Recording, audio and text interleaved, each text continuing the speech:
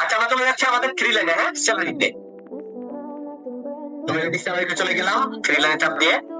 এবার আমরা যদি এখানে একটু দেখি 45% স্যালারি, এটা হচ্ছে আমার এচিভা। একটা মজার বিষয় দেখাই, যেমন এখানে কিন্তু আমার 45% স্যালারি আমি পাইতেছি, ঠিক না?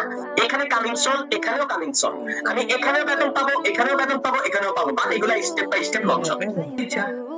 আমরা এখন ক্লাইমের মধ্যে কাজ করবো। কত ডলার? $16,872, যেটা বাংলা টাকায় প্রায় আপনার 21,95,000 টাকা প্লাস।